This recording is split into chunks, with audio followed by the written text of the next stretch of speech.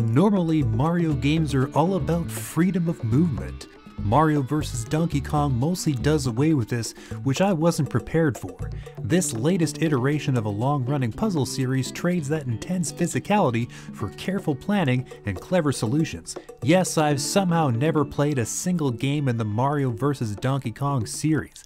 As a total newcomer, I'm impressed by the game's ability to make you think. On the other hand, the platforming is too intense for such limiting controls.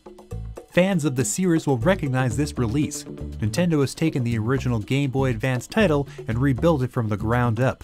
The music, the visuals, and all the underlying systems are brand new. The result is a familiar game with a fully modern look and feel. For the most part, this is still a side-scrolling puzzle platformer after all. The character models have that distinct Nintendo polish, and the environments are equally slick.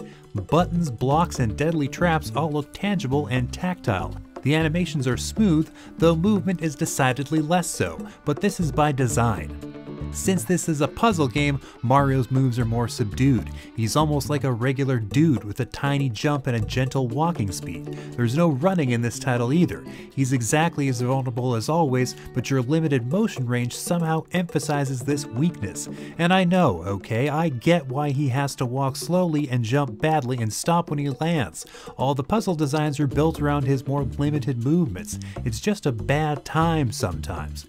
I found myself holding Y to run time after time. I knew full well it was useless, yet I did it all the same.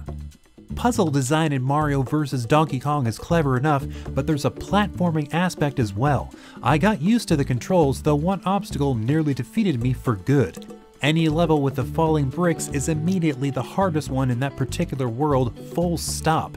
It's here that not being able to run feels downright cruel. I lost countless lives to that malevolent stack of stonework, and you will too. Beyond the blasted bricks, the rest of the level designs are terrific. New ideas are always being added to the mix. Things like conveyor belts, color switches, spike pits, and ropes all keep things fresh and frantic. You've got a whole host of different enemies as well, but thankfully their movements are just as restrained as your own. While the sheer number of level elements gets a little dense, you're never overwhelmed. Instead, new ideas are introduced with a steady drip feed, one stage at a time. Thanks to this system, I managed to get pretty far before getting well and truly stuck the first time. Mario vs. Donkey Kong can get tough in a lot of interesting ways. There's the classic and casual modes for starters. Classic mode has a timer, one-hit KOs, and no checkpoints, but you can also make things harder with the presents. Every stage has 3 to collect, and they can really complicate things if you let them. You can even add more challenge to boss fights by finishing them without being hit. On the other hand, you can add a second player to make certain puzzles a bit easier. The game is exactly as hard as you want it to be, which rules. I quickly got used to the controls with one exception. Mario has this habit of stopping after landing a jump. That doesn't sound like a huge deal, but it's a real momentum killer. Especially if you're trying to run from something deadly, that extra few seconds can be immediately fatal.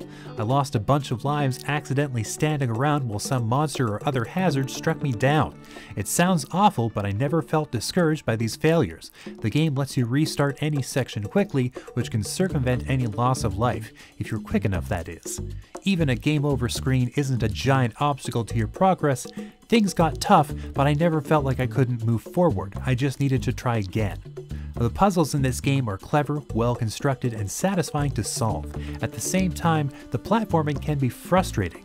The jump mechanics take some getting used to, and the controls don't have that Mario feel. But this too is a sort of puzzle to solve.